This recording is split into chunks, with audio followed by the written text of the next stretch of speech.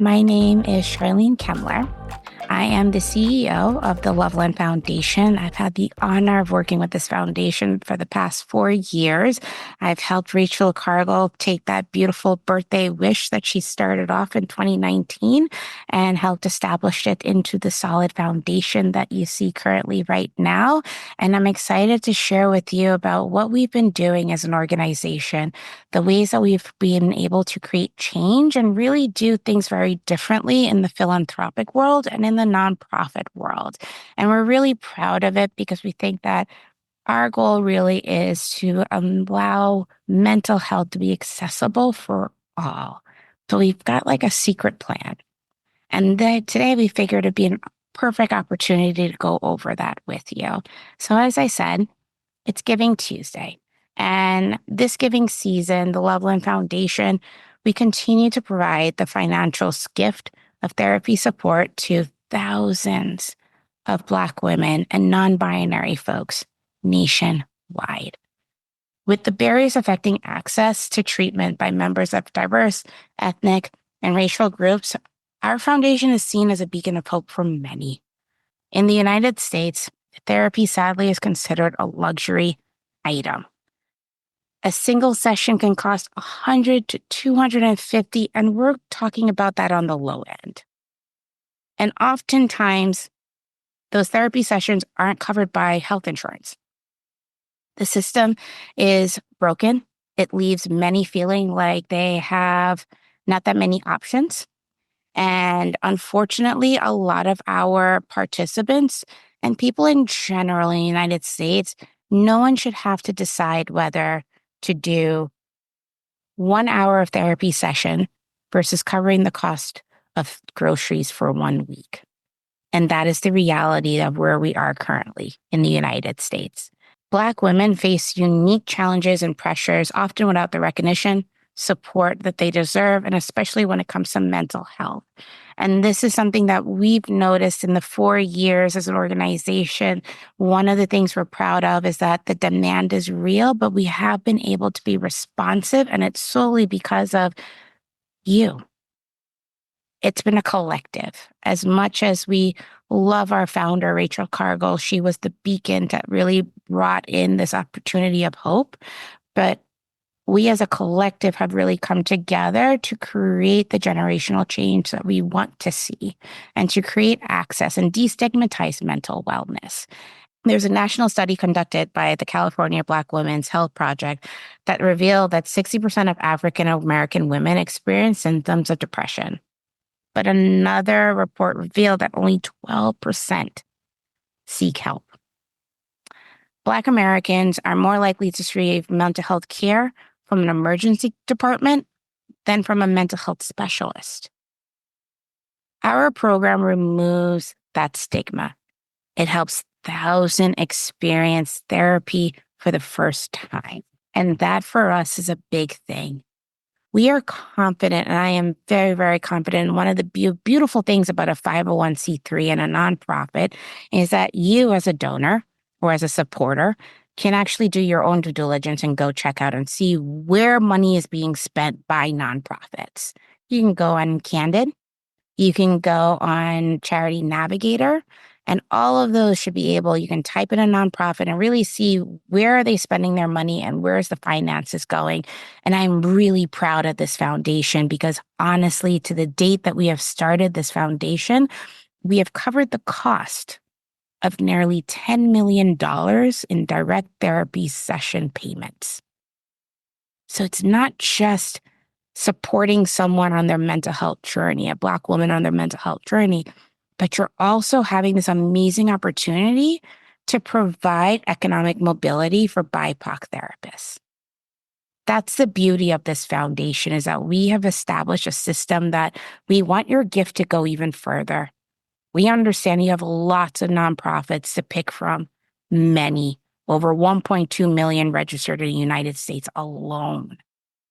But if you're investing in us, please do know that close to 78% of every single dollar that is donated to the nonprofit Loveland Foundation goes directly into our therapy support program. And we are truly proud of what we've been able to do. Now, we've had some amazing milestones. 4 years, close to $10 million spent in therapy sessions, predominantly to BIPOC therapists, but that's not the only thing we have done. When we started off this organization 4 years ago, we had access to over 6,500 therapists, BIPOC therapists nationwide. And then we had the pandemic. And this is the part that no one really wants to talk about. Before the pandemic, the United States was in a mental health crisis.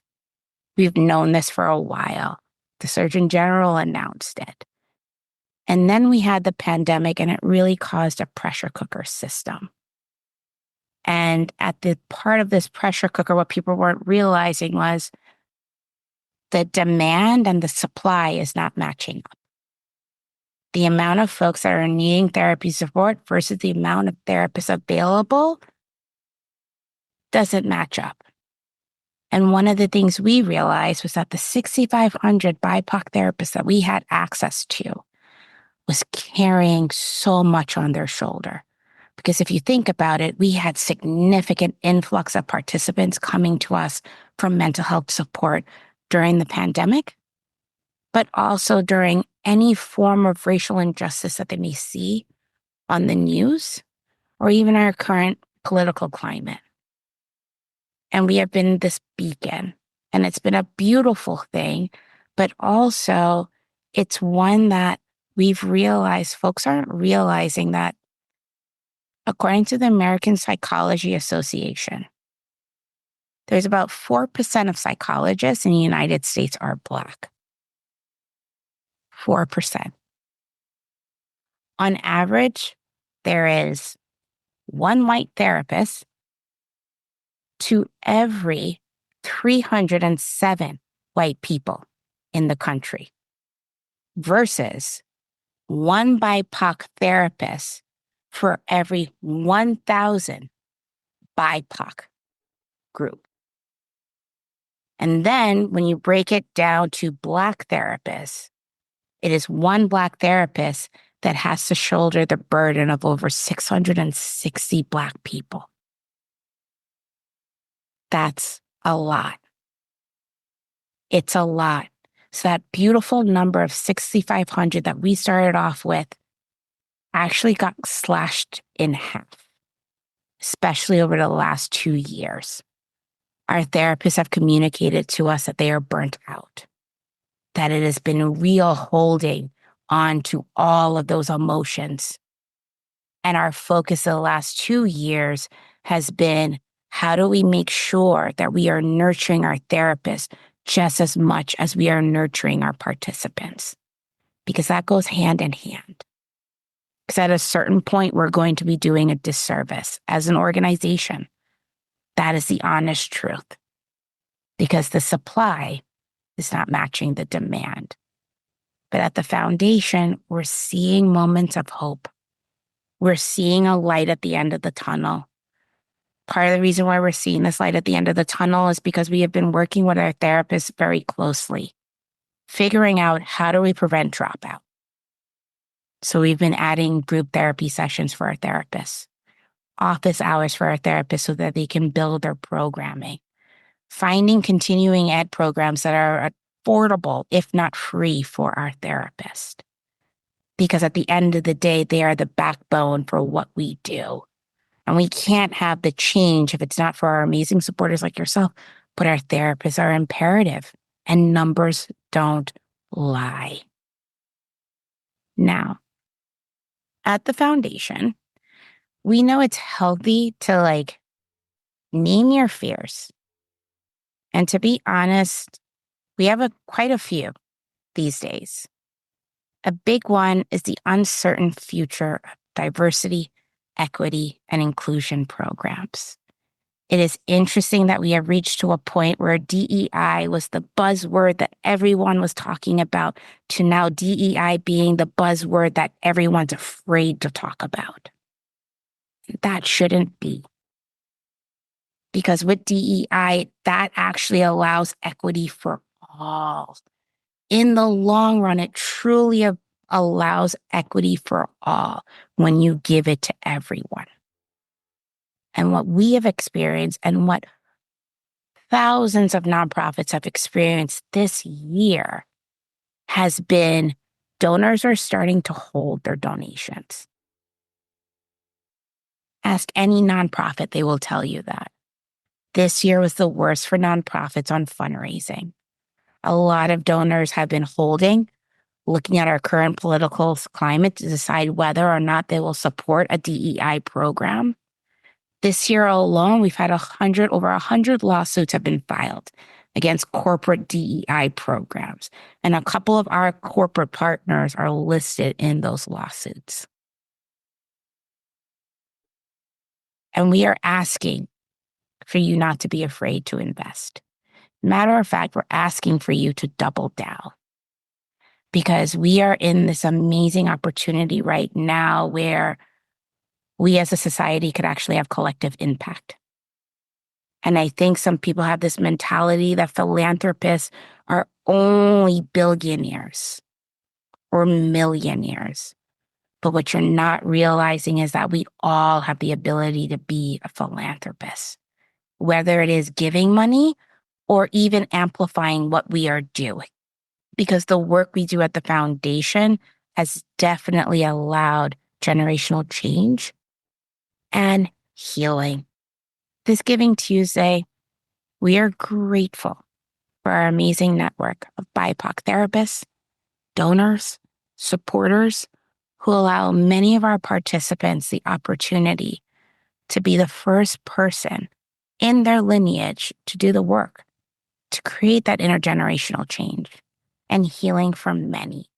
And as we continue into the holiday season, our belief in health, happiness, and peace for all remains our beacon.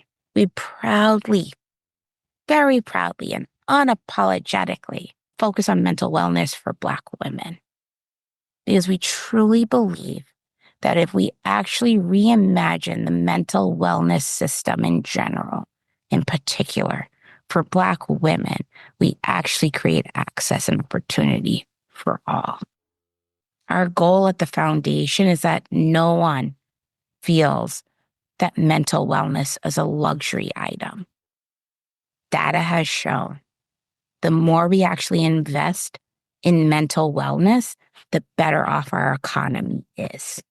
And as I've said, as an organization that we've been doing this for 4 years, from our participants, thank you. Thank you for getting our mothers through postpartum depression and postpartum psychosis. We have become a #1 lifeline for doulas, and that's a beautiful thing. Thank you for getting folks through their hardest moments. And this holiday time is a really hard time. But one thing that I've known and I've learned throughout the Loveland Foundation is that you are not alone. We are a collective. We've truly been able to make some amazing changes. And seeing that as we started off as an organization 4 years ago with $250,000 to put towards therapy sessions to an organization now in 2024 that has given close to almost $10 million in therapy support to Black women. So thank you. I'm excited to share with you our annual report and our impact report in Q1 next year. It'll be in January in the new year. And we're also excited to share with you some of the programs that we have lined up in the hopes of creating change for all, but with the focus being on Black women. Thank you. Have an amazing holiday season. It is weird to think that we only have 3 more weeks left of this year, but it has been one that I said this year has been a year of growth. We have truly have seen the change that we've been able to make. And the fact that when we started off, our demographic was mostly between the ages of 18 and 37. And as we are into the end of the year of 2024, we are now having women over the ages of between 45 and 65 come to us. And most of them is word of mouth from our very first cohort in 2019.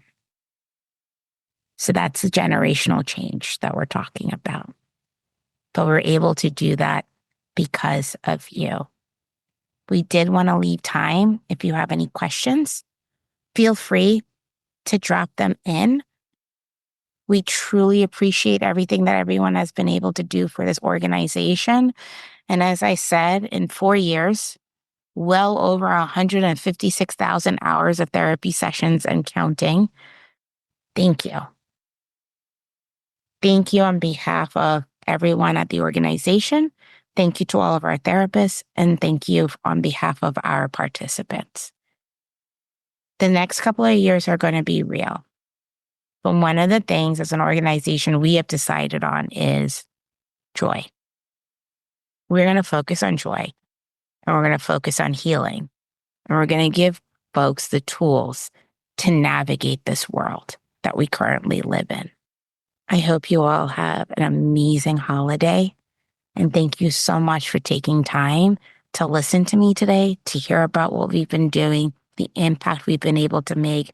And I hope it made you change your mind a little bit about what we actually do. And as I said, I tell this to a lot of our donors, something I'm very proud of. We challenge you.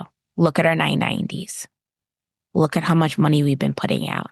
Compare us to other nonprofits out there that are in the mental wellness space. There's very few that's doing the immediate relief that we are doing. And a lot of times folks like to just have money to have money. But for us, it's about having money, but using it smartly, but putting it out there. And one of the beautiful things about this foundation is that the very essence and core of it is led by the feedback we get from our therapists and also from our participant. And that's what makes it sustainable, because we're actually listening to the folks that want the support and giving them exactly what they need. And you allow that. So thank you. And Elizabeth, we are grateful for you for being a supporter. We truly are. You, as I said before, 1.2 million nonprofits out there. We do not take anyone for granted. Not one person. And we understand that holidays are a stretch. So if you cannot financially support us, follow us. Your likes equate to dollars to us in the long run.